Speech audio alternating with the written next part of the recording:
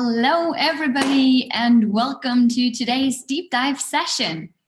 My name is Laura, and it's wonderful to have you join us today.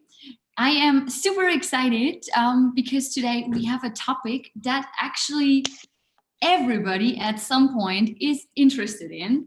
We're talking about gaming, and if we keep it general and not looking at online, not looking at offline, seriously, everybody loves playing games at one point because it's just simply it's fun. But before we kick off this fun part, and before I introduce that guy to you that already turned on his camera, we're gonna stick with the basics quickly from the setup of this session. So you see the chat function down there on the bottom of the menu where you can simply interact with each other. If you use the drop-down menu, then you can select whether you want to write to somebody specifically or to us, only the panelists.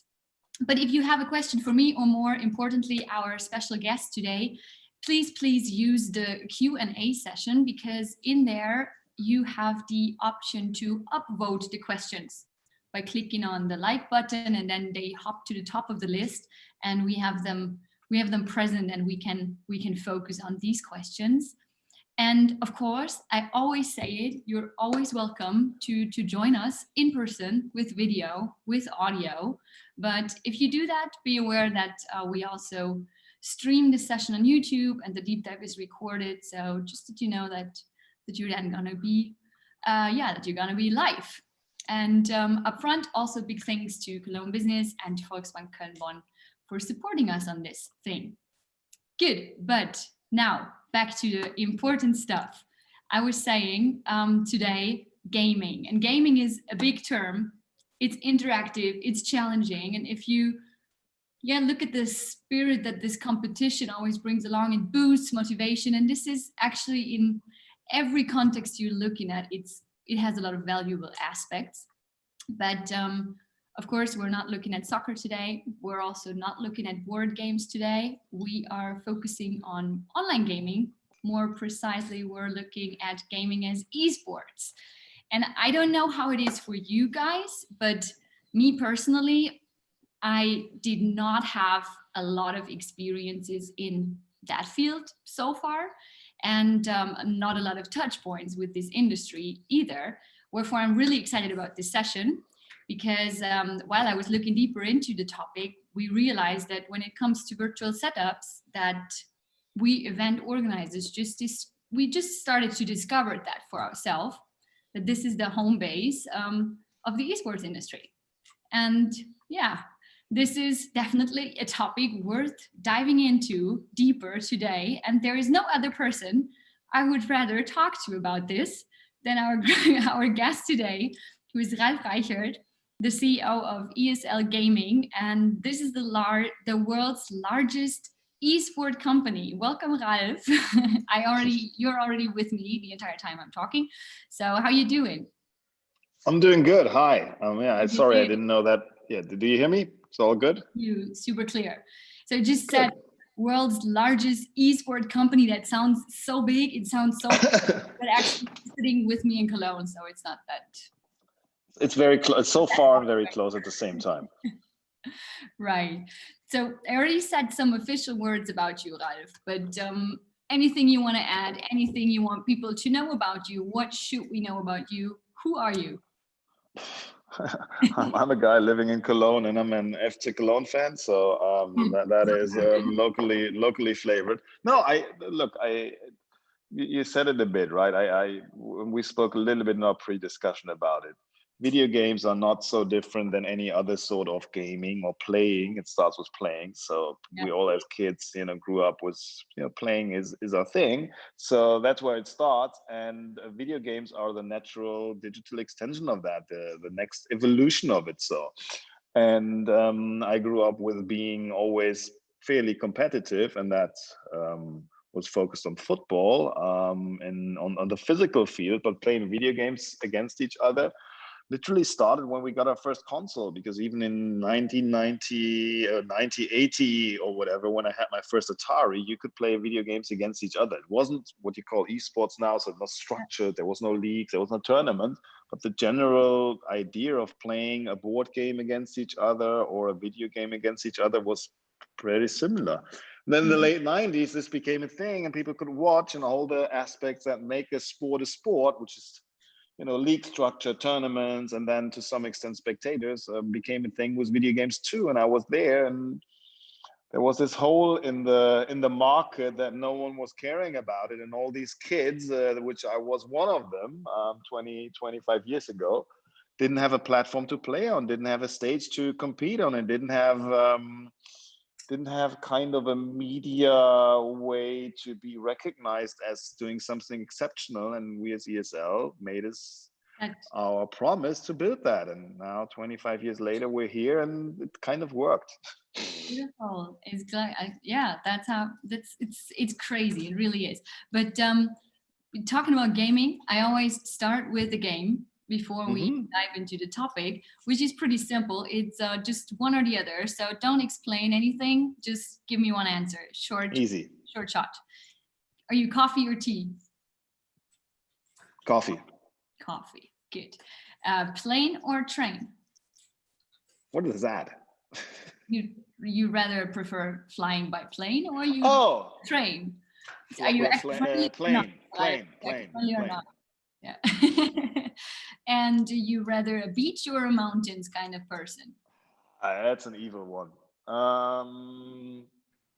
Mountains. Mountains. Okay. PlayStation or Xbox? PlayStation. Digital or analog? Digital. Okay, we stick to that. They are easy. Yeah. So you were just already diving into that, but to kick things off, you just explained us a little how it all developed. And the gaming industry, as I said, for some people still is like an untouched territory, but your passion for that, can you still point out some things that still fascinate you about it, or that how it developed actually? I mean, look, it's doing video games is probably every kid's dream, to be honest. I mean, you're building a virtual world which has rules you are setting in an, you know, either very realistic or very fantasy style scenario, and you are building something that's immersive for nowadays millions or hundreds of millions of people.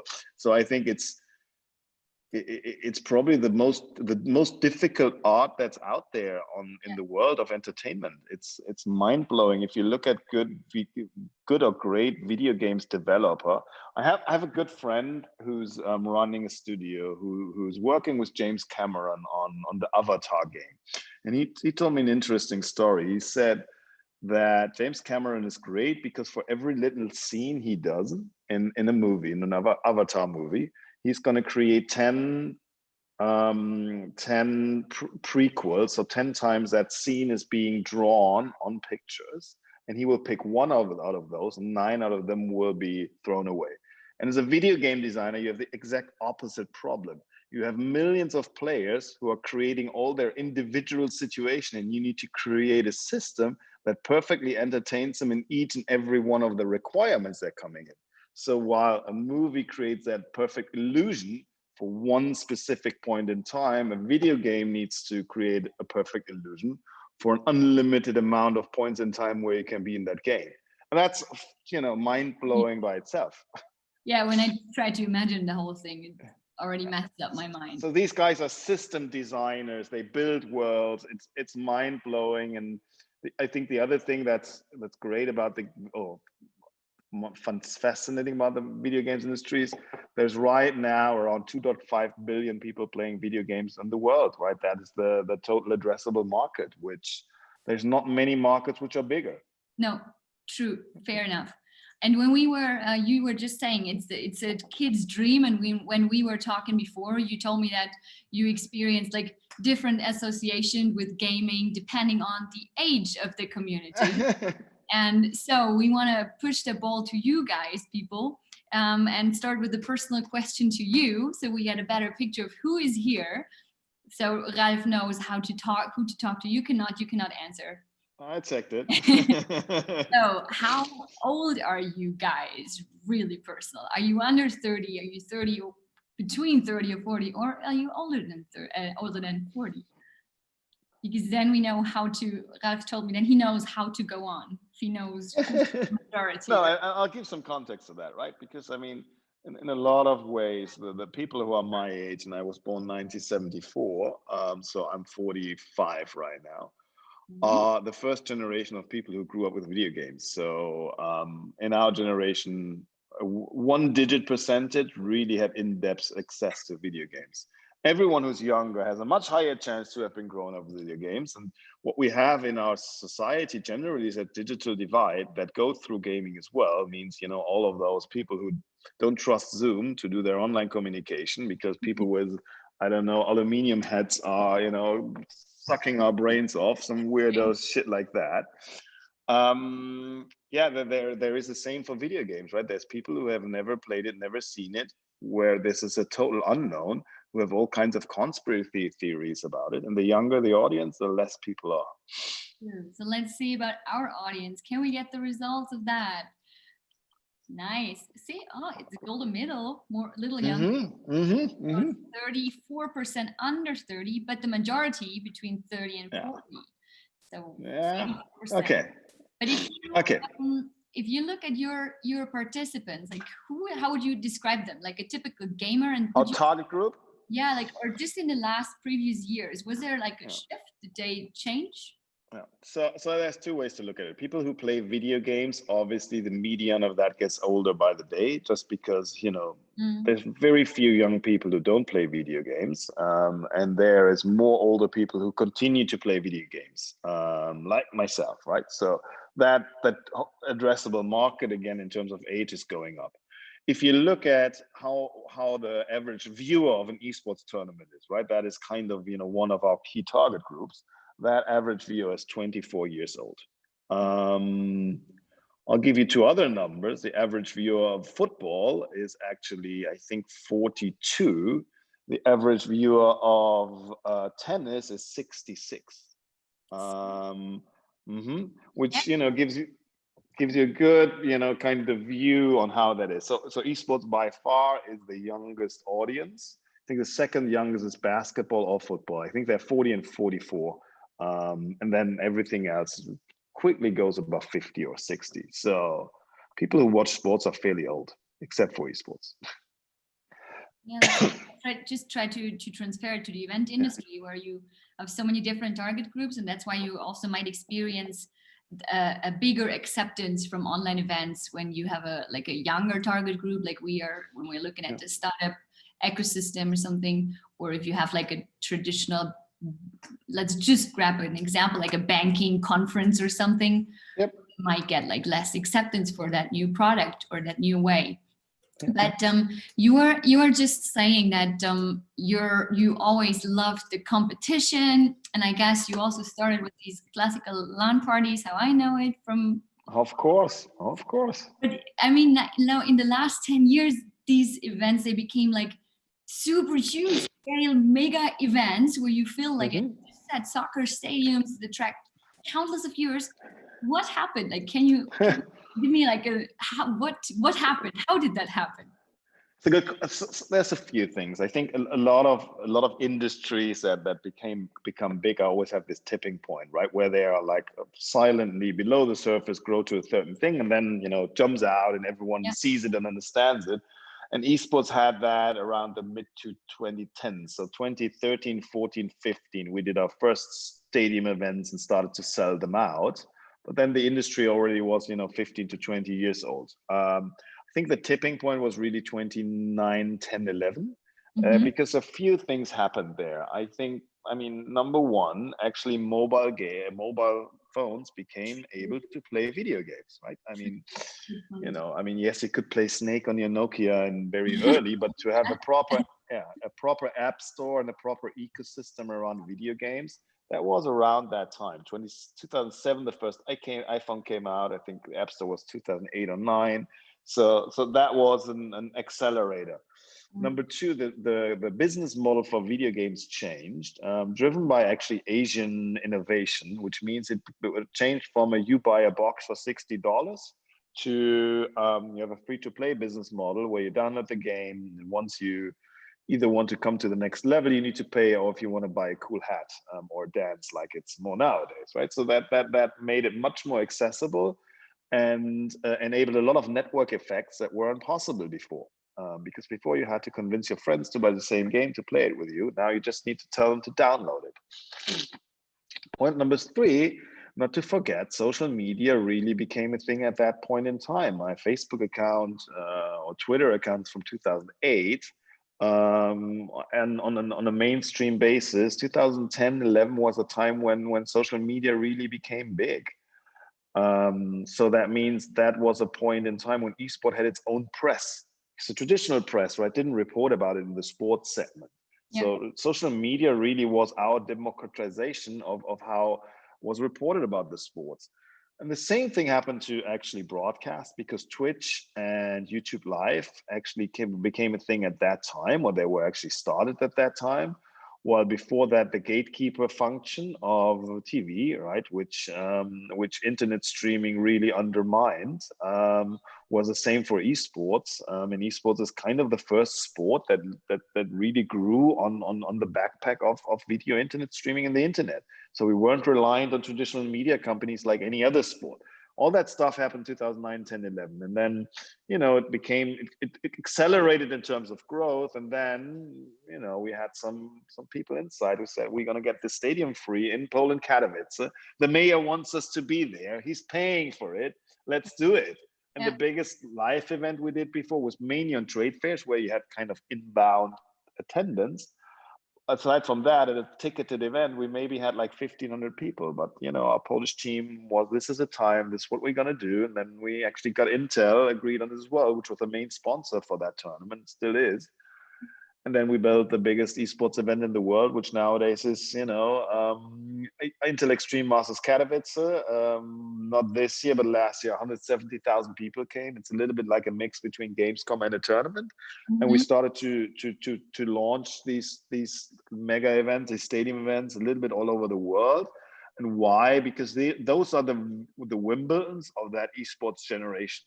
That means, our expectation and our hope is that in 100 years, like a Wimbledon nowadays, they're still there, right? They have that flag in the ground at that point in time in a year, and they become more than just this tournament. They become a brand and an asset and a property themselves. And that's how we've started this and built this. Yeah. Ralf, we have a visitor. Mm-hmm. Fred, you want to add something on that comment, or you just there to? If you want to, turn on your cam, turn on your mic, and join us in person. Okay, he doesn't. He changes. He's shy. I guess he's shy, that guy. Okay, we have another question still from another participant, focusing a little bit on monetization. Mm-hmm. How long will it take for esports teams to start being profitable, as I guess make money are now? What you say? What's your take on that? There's a few answers to this. I mean, number one, there's actually a handful of esports teams. I would say somewhere between 10 and 30% of the ones that are out there who are profitable. Mm-hmm. Actually, I know for a fact that BIG, which is one of the largest one in Germany, is profitable. Number one. Number two, I think generally speaking, that esports becomes a highly profitable business is a few years in the future. And why? Because it's always like that, right? Premium assets, premium content to command premium prices. You need to have a certain position in the market, and that is esports as a whole, and then inside of the esports market, so that the demand for sponsorship is higher than the supply of sponsorship slots. That's when prices go up, right? That's basic economic theory. We're starting to see that, but it's not there. The third thing is, and what obviously is important for teams, is that they get, like in traditional sports, a share of the revenue created within the ecosystem. We've seen that, and we've seen that across the franchise system that they get that. We've done a deal with the teams in Counter-Strike with 13. It's called the Louvre Agreement, that they get a share of the revenue there as well. So that's going to be one pillar for them to to come closer to that. And last but not least, like all of us, including this year, to have a relevant direct to consumer business for any media, sports, and entertainment property is probably a must have. So that is something that's still a little bit underdeveloped. But that they're going to get profitable at a certain point, I absolutely believe they're going to have some sort of economy of scale premium brand. Although it's obviously always going to be a contested market when new entrants will limit the way on how much money you can really make, but nonetheless, there will be winners. Mm.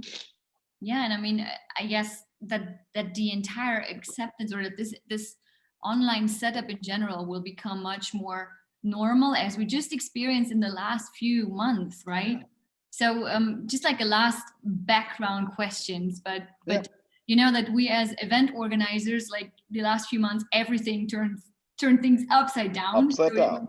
Crazy. So how was it for you guys? What was the effect for your team? Or how were you guys affected? It's there's two stories. There's a long and a short story. I mean, a lot of other questions. Yeah, there's a short story. Is we had Katowice, which was in the Western world one of the first events which happened without an audience. That was the first of March. We then had our Champions League called Pro League, supposed to start, I think, at the 15th of March in Malta as a studio production. 5 days before it started, Malta closed down their borders. Their foreign minister called us a little bit before, where our team was actually boarding a plane to go there, a production team.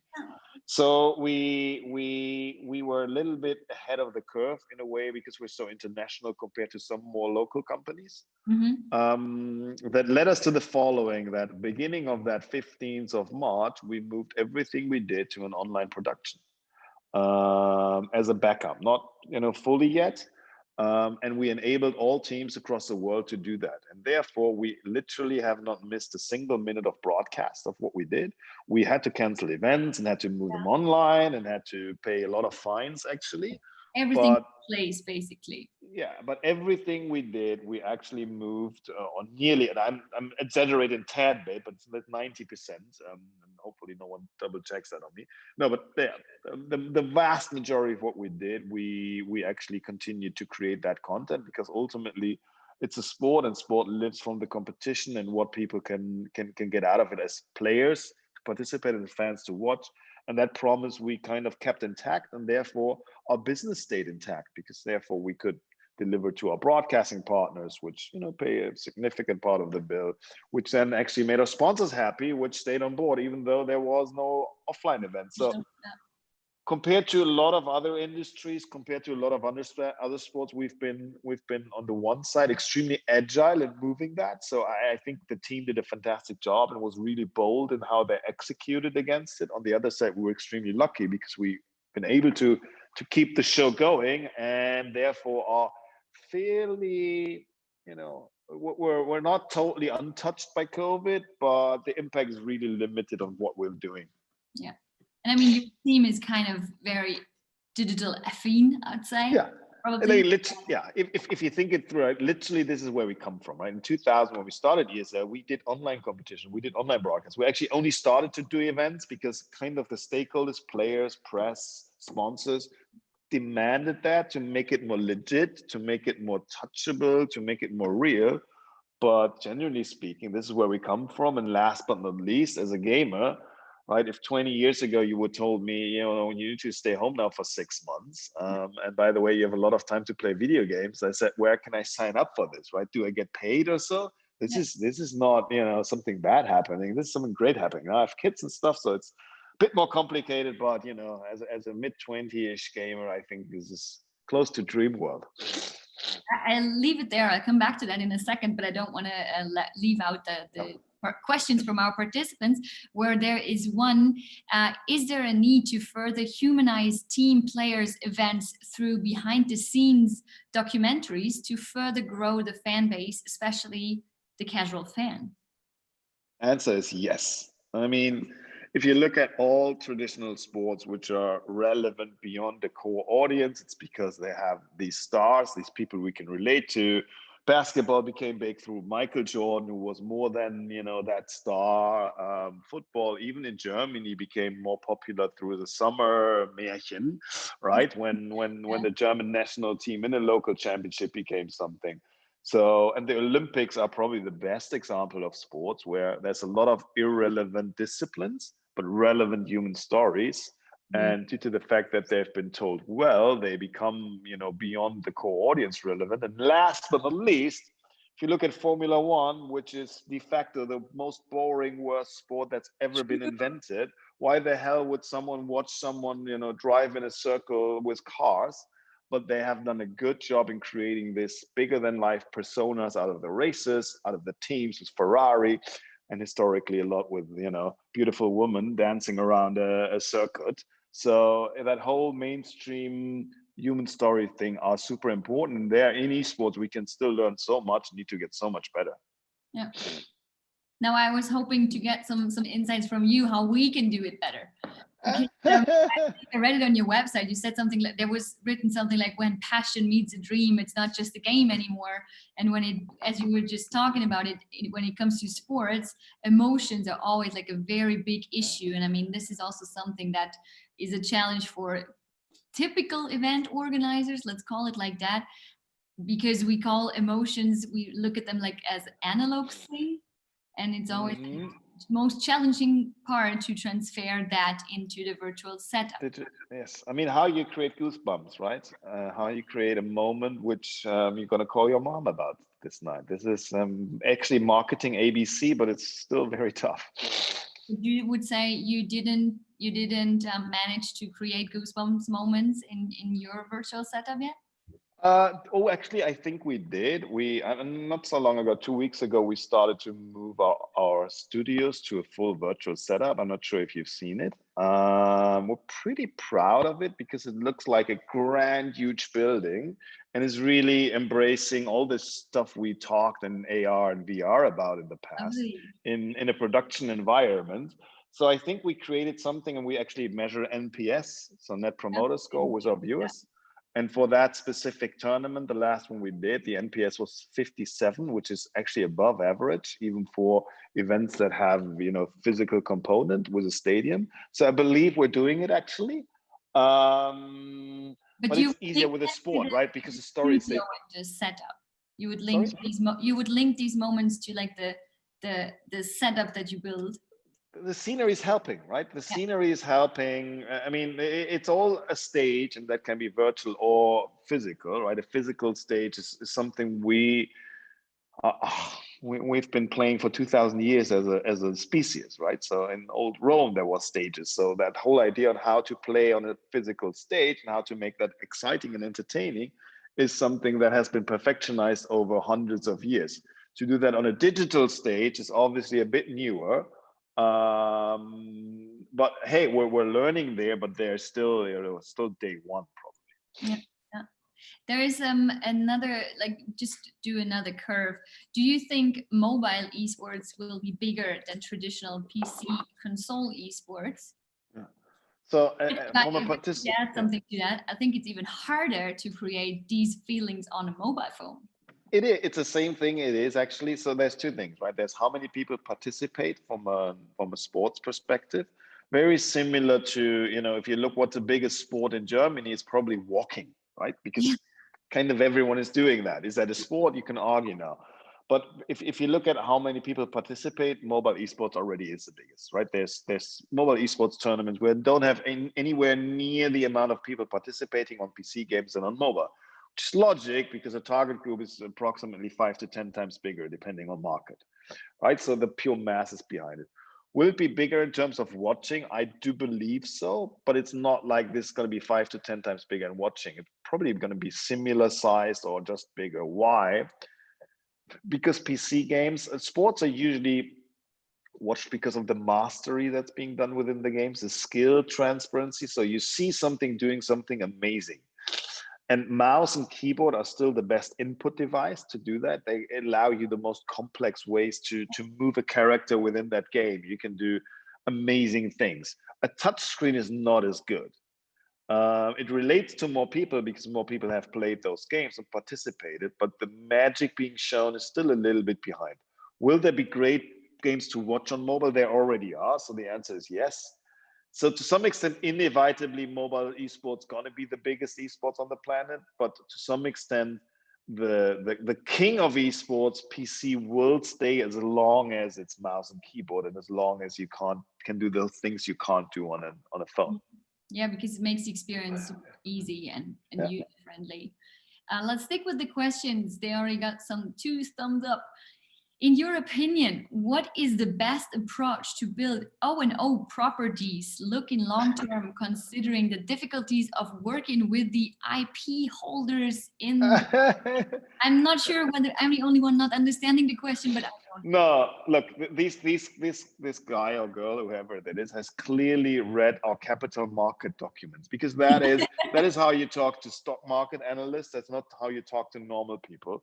So whoever that is either a stock market analyst or something reading that stuff. O&O means owned and operated, means our own tournament. So we have two types of business. We have a little bit of an agency business, right, where we do a tournament for someone else, and then we have our own business where we do an Intel Extreme Masters, which is a sponsored tournament, or an ESL One, which is our own tournament. I think to build your own properties, your own tournaments, your own league is a question of scale, of quality, and of relevant for the players. And if you can kind of prove that you have the right budget, the right size, the right ambition, and after all, somehow a relationship to the best players or teams in the world, then there's a fairly high chance, depending on the game, to get a license from the game publisher. In some games, you need that to do that. To do that, you obviously need to prove yourself that you can do that, right? So you either need to start with very local, very small tournaments and build your way up, or you start with services. But if it would be easy, everyone would do it. And there is hopefully a reason why we are relatively large, because we claim that we're pretty decent at what we're doing. So I think it's actually pretty hard to do it properly. And we had a lot of time where we could do the mistakes we had to do. Nowadays, the market doesn't allow for that time anymore. Mm-hmm. So it's a pretty brutal business, actually. Yeah. And when you're building like a relevant product, and yeah. I mean, I am looking at it from the event organizer's perspective, you know, that. And I mean, your events, they're not just like 100 people set up, it's like huge. So one thing that I just want to know, is there like, how do you tackle such a big production? Is there like a roadmap or anything that you had to adjust recently because of Corona, or the entire shift this industry go through? Yeah, I mean, everything is different now because of Corona, right? We don't do big events. It's actually that simple. We do competitions. I think, look, doing stadium events is a mastery on its own. There's lots of people who can do it. There's music festivals and things like that. Our combination is there actually that we have a live sport, which is a different beast, but there's a lot of companies who can do that. The difference, though, between a live sport and a live esports is actually that in a live esports, you have a shitload of computers standing around, and each and every one of that is a source of disaster.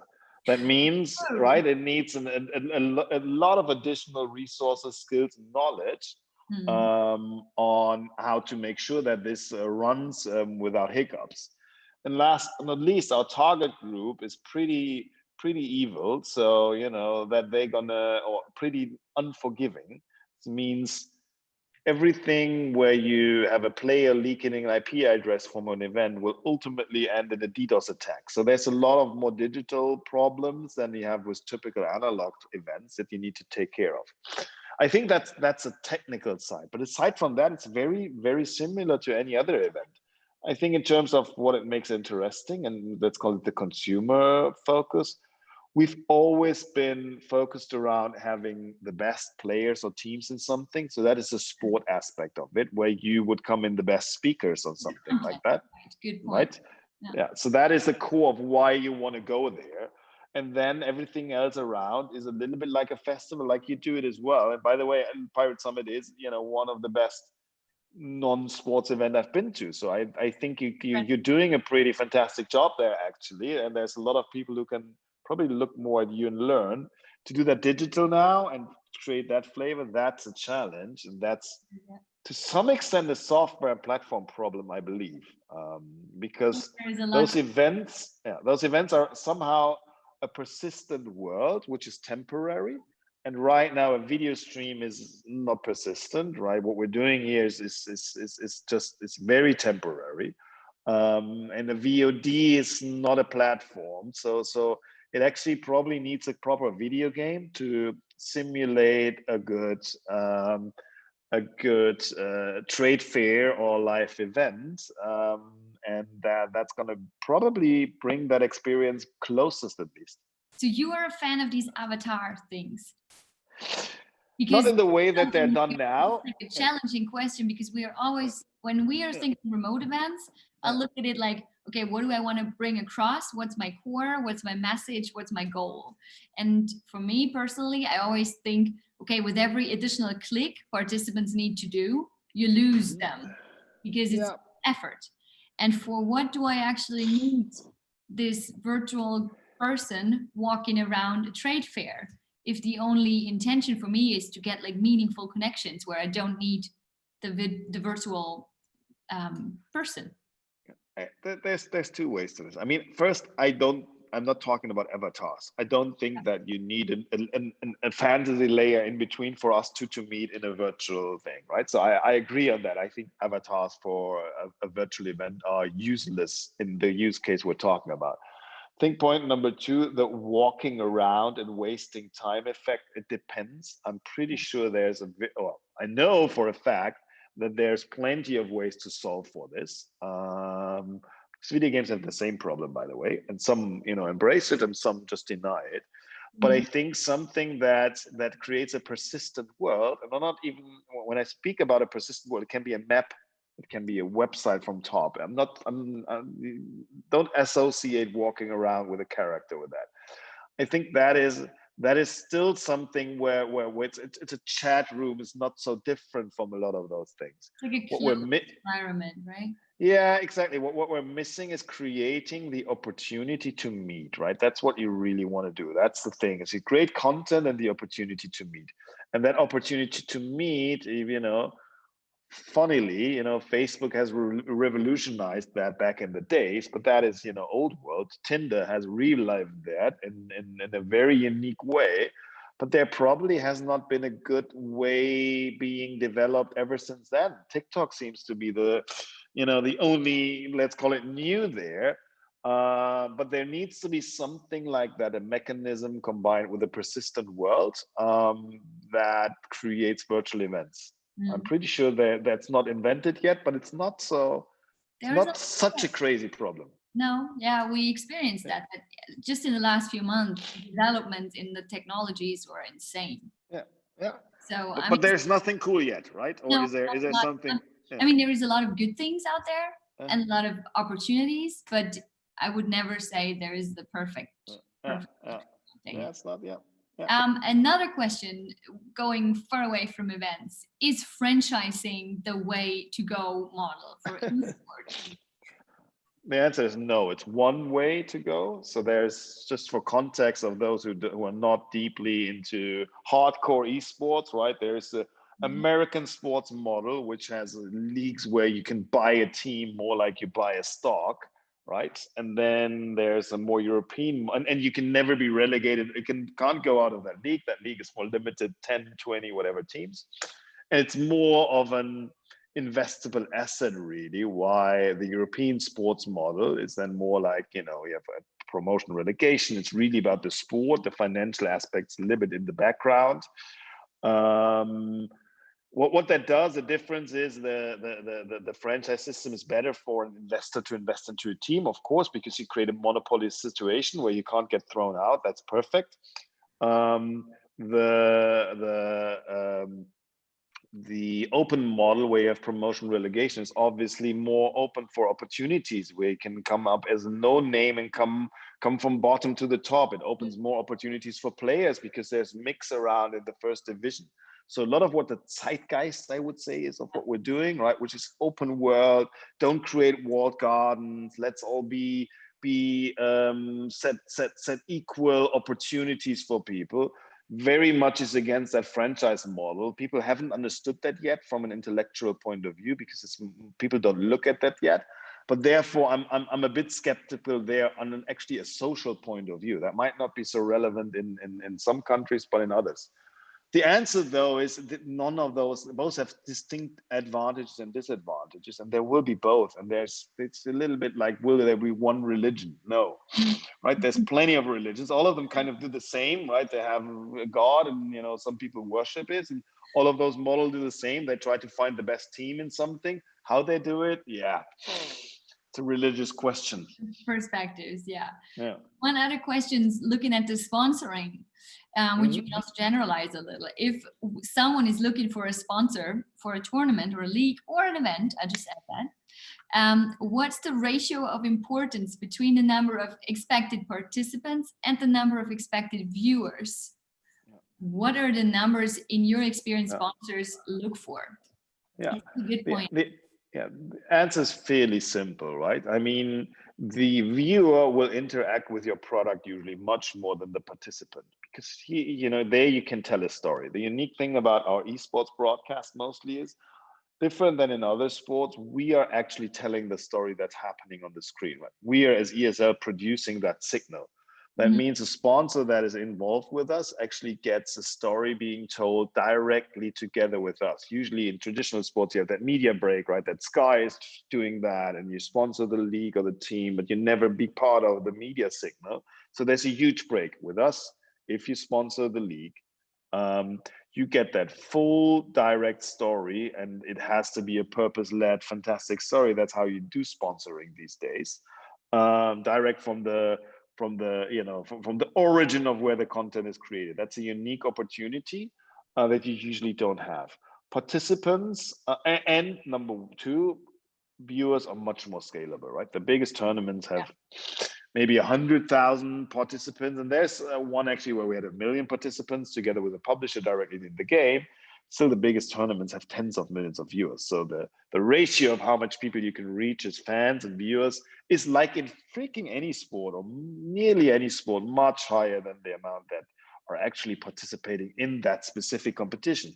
Because don't forget it, usually you're only addressing a certain percentage of that athletes, the top 0.01% or the top 10%, the top whatever, never all players, because a bad player has no incentive to play in a tournament where the best player is playing with. So you're always minimizing that level anyway. Watching, everyone's interested in good content. I want to appreciate one more time into the event perspective. Would you think that we currently, we pull out all the potential that's there? Not really, right? Who's we and what for? Like when I look at a switch from when you take a regular conference or a trade fair, and now everybody has to switch to the platform that we're currently using. But if I look at your events, I feel like we're missing out so much opportunities. That you mean our traditional events before COVID, or the ones that are going on now, which are digital only? The ones we're going on now. Okay, good question. For example, look, we have it easier. We have it easier. I'm not sure if we're doing it so much better. We have a different scope. Our scope always was to create actually a fantastic content piece of a tournament, and that the event is a supporting aspect to it. It's a supporting function, and even the player live on camera is only a supporting piece of it. We can do it without it. It's not really necessarily needed. Why? And that's a beauty of sport. That's the beauty of competitive content, because you watch, because that content you're going to watch now is only live as good as it is, right? Seeing someone become world champion is only live the best content piece in the world. Number one, and number two, that match that's going to happen now is unique, and it's kind of happening for the first time in a meaningful environment. As a conference, it's different, right? What is your USP? Why now? The urgency of following it is not there. The live aspect of it is relevant, but the urgency, why do I need to see this person or now? And even the Steve Jobs conferences of this world were not, actually that popular as live streams, if you really think about it. Something like a switch we need to do, or we need to accept, because if we look at this session right now, I mean, we could also just record it, and then it's about the people who want to watch it, they will watch it whenever they want to, wherever they are, and they don't have to join us live. The answer is, I thought you would do that anyway. So funnily, no, sure. Yeah, exactly. No, but look, the question really is, why is this relevant for me now live? Why at this point? Why should I be with this live and shouldn't watch it later, or why should I watch it at all? Mm-hmm. And with sports, that's easier. Yeah, it's like, yeah, true. Maybe it is. But on the other side, why you should watch it at all? As you said, you have the best players, we have the best content. If you're interested in it, it's like one topic that everybody shares, and that builds like a community. But I'm definitely with you on the point. Here's another thing, right? I mean, we start to talk distribution then, right? So I mean, what we've built in esports and what we've always been good is doing content marketing. That means telling the stories of why this matters today, this match, and have all of the stakeholders, including players, which are nothing else than influencers, if you really think about it, as multipliers. Yeah. So the whole fandom, we have educated a shitload of people to watch that content over a long period of time. And I think, let's call it, your industry has not done that, right? I mean, how long have you been creating Thursdays at 1700 regular content with, people? Yeah. So if it doesn't work in 5 years, then you should overthink it. But even talking again. Yeah, no, but even if you look at the whole podcast industry, right? Joe Rogan and all these big ones, they have been working underground for a few years, and at one point it actually became big, but it wasn't there huge from day one. Mm. Yeah, that's, as you just said in the beginning, is like the becoming normal of this whole thing. You know, that's we're at the beginning right now with this classical industry. Yeah. But I think there is like a super huge potential, and we just have to get this mind shift as well, to get like the most benefits out of it. Yep. But let me switch back to these questions so we don't let them go away, let them fall down, or however you want to say that. Another one, what are the thoughts on how games should manage the esports ecosystem of their own games? Riot has something under control, and Velvet will let you down, will let you do almost nearly everything. Yeah. Wow. Okay, you can answer this question. Yeah, it's super hardcore question. So look, if I would be a game developer, I would look as my game first, not so much as a product, more as a platform. That means I would want to have all of the different stakeholders interact with it. So I would see myself more in a role of a government than in a role of an event production company. What does it mean? I would be probably more Valve with a little bit of impact. I set the rules. I set how everyone can operate the system. I would actually see myself as well as a venture capitalist in the beginning and seeding money into getting these ecosystems started. So it becomes to a place where in the mid-run, it actually can be self-sustaining. I would support it in the beginning through direct money, and later on through online items, in-game items, which support the ecosystem, which supports teams, players, and actually tournament organizers. But I believe that the most efficient way is, and we've learned that as a capitalistic society, right, is to create a market where individual entrepreneurs build the best products rather than centrally as a government trying to do the best products themselves. And that is a little bit the right way, is their central government. And it works, they do a good job, don't get me wrong. I'm not, saying this in any negative way, but I would focus my time more on, developing more games and trying to actually create an ecosystem where other people work for me, because that's usually the best way to get rich, if you have the opportunity to do so. Yeah, we just had the discussion on relevant content. How relevant is violence in games? That's another question. The direction of having violence in games, is it easier for gamers or tournaments not have any of that to get partners or sponsorships? And I think so. There you go. Few answers to this. So first, violence seems to be very close to human nature. Otherwise, we wouldn't see so much on TV. We wouldn't see play police and thieves when we were kids. We wouldn't run with wooden arms. So something about fighting, at least, it seems to be very deeply ingrained in human nature. Good news is violence in video games is digital. It doesn't hurt anyone, right? So I always have these amazing discussions with traditional sports executives who say, no, this Counter-Strike thing is really brutal. We cannot touch it. And I say, Olympics is an example, right? And I say, like, you have boxing, right, as your sport. Is that correct? Yeah. So boxing is always infinitely more brutal and violent than any computer game can ever be. Because whatever you do in a video game, a pixel is shooting at a pixel. And if it hits, the pixel is gone. That's it. Nothing more is happening. If I hit you with my fist in your face, you have a problem. So that is another way. I think, although looking at violence is not thought for very young kids, we have an age rating system in Germany, right? So there's adult entertainment, and we usually don't do tournaments for games which are 18 plus, which we consider adult entertainment. So that's one way how we separate from that. Nonetheless, Counter-Strike is exactly the middle. It's a 16 plus game, and most of those shooters, even if they're not 18 plus, there's a lot of brands who are not willing to touch it yet out of that moral panic and that digital divide we just talked about. I believe that's going to go away, or I know for a fact that's going to go away, right? We've been growing up with Counter-Strike. We know that's not a brutal game, right? It's trust me, it's not. You've not played it then. No, but if you had played more than I was just thinking maybe this is like an aspect that also triggers emotion.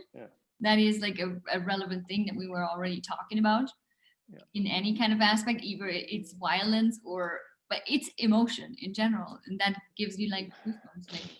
No, violence in those games is actually more a tool. It's a tool to show something. And the funny thing is, you would argue that you have more and more violence the more video games grows, because that's the nature of it. Counter-Strike became less violent over time, even though the graphic became better. But even the definition is, when you shoot with a gun in a video game, is that violence? I mean, there's hacking up a head from a guy and blood throwing all the way. I'm with you. That looks kind of violent. The other thing, it's a very societal thing, right? Counter-Strike, as an example, in Denmark, you can play at the age of 6. So all school kids in what is it, Grundschule, in base school, are playing Counter-Strike there. It's the most normal thing. So it's a typical. This is very cultural. So there's no right or wrong, but generally speaking, is that base thing that you would actually, as someone who has not played Counter-Strike, argue would be violence. I would argue it's not. And it goes back a little bit to what's typically happening to society. In the 70s, there was a big chunk of people within society, probably 80% plus, who think that KISS, that band, which are totally going to destroy youth culture, is absolutely evil and should be banned from any sort of entertainment. And that has very much normalized. So music is a good cultural indicator of how that what has been perceived as being really bad has been normalized, because it's kind of proven that it doesn't have an impact on people. Mm-hmm. Let me switch from the violence to the platform drastic curve, but Twitch is looking more like Amazon these days, with the release of Versus and the creators' approach of OTT. Do you see anyone emerging with a platform that will not cannibalize market opportunities? And is YouTube a good alternative? How far are we from platforms bidding on content and opening up the media rights revenue that is needed? It's a few questions, right? So go for Twitch. Twitch is looking more like Amazon these days. I don't know. I think they do a decent job. Are they paying for content? Yes, they are paying for content. Are we living in a world where content is that's a little bit the world we like, actually, right? So the average price for content hours, so to speak, for people who watch is going down. Why? Because there's much more content out there. The supply is higher than the demand on the advertisement side. Will that even out? Yes, it will even out for premium content, for great content that's created. Will Twitch be bidding with other platforms? There already are. There's limited competition. There's not 10 platforms. But on the other side, Twitch is not, they are not monetizing totally amazingly yet, but they're not monetizing totally bad. So it's actually a state where the industry is, right? I mean, you're not getting paid for content on Facebook, actually, after all. So in that industry where we have a few global players who dominate the streaming / content distribution market, prices will not be so as high as they used to be in a regional market. Will content be regionally sliced and sold and local companies make a better job in monetizing? Maybe we see that in some markets, but ultimately, I don't know. What I know is we need more direct to consumer revenues as a sport and as any sport, and as well as a event organizer in any shape or form. And compared to the music industry, for example, we've been lucky because we have distribution and a media product from day one and are actually making money with our content. Would I like to make 10 times more with my content? Yes. But therefore, it needs to be a working business model. And therefore, actually, consumers need to pay more because, by the way, football is only getting those $4 billion or so because it's a pay product. And esports is not going to be a pay product. Good point. No, this is like monetization is a super big topic. We're also challenging all the time. What prices should we what prices should we set? And still it's a difficult one because you find the balance between how valuable is your content or not. But interesting point. We come to the end of this session, Ralf, more or less. Like I have a statement I also came across recently that said, everything that becomes digital will become digital. What would you say on that? Yes, and yes, there's nothing better than a lockdown for video gamers. True that. So actually for you, it was not that hard for us. For me and a whole lot of people who like to play video games. Yeah. And I hope that I don't know, if you have we had the discussion on video games that it's like, it's like, that is it a sport? Is it not? Should it be funded? Should it not be funded? Whatever we're thinking that we were talking about that. But I mean, if we look at it as a digital product in general, what would you say? How can we increase this enthusiasm for these digital products? Is it esports or is it an online conference? Doesn't matter. Look, it's always the same, right? It's a why should I care? Why is this important in this specific moment? If you can answer that question and add, let's say, value to that question, it's good. Number two, people like to play. It's that simple. Playing is the most basic instinct that all of us have. So gamification is the most logical thing. So you should better gamify your sessions and make sure that everyone who comes here for the 7th time has a star, and for the 20th time, gets a mug from you and stuff like this. There's very simple things. Perfect. I'll take that. I'll take that. No, true. Yeah, we have to gamificate our session. Whatever. We know that. Make it more playful. Make it okay. Let's leave it like that. Last question I always ask my guests: would you say remote events are here to stay? But I think I already know your answer. Yes. Lovely. So, if anybody else, there are some more questions, but I think we have to leave it where we are right now. And you can always reach out to Ralf via LinkedIn, easily get in touch. And if he doesn't answer, drop me the question and I'll push it to him. And yeah, so next time, you already know, most of you probably, we had our, not Pirate Summit, but our alternative digital event, Pirate Life, last week. And that was crazy for all of us. And we had a lot of learnings, and it was a challenging week, but also a lot of fun. And so next week, we're gonna hop back to a Pirate behind the scenes recap session to let you know what we did, what we would do different, what were our fuck ups. We are about to share them as well, because you learn a lot about that, or you learn a lot from that. And so if you already turned off your cam, but thank you so much. I'm still there. Thank you. For joining us. Thank you for your insights. And yeah, have a lovely evening. And I hope to see you next week, or probably in the future, not live anymore, but keep sharing. And yeah, thank you for joining. We will. Thank you. Thank you for the good questions. And yeah, see you on the next Pirate Summit then. Yes, latest. Hopefully. Bye-bye. Everybody. Have a lovely evening. Bye.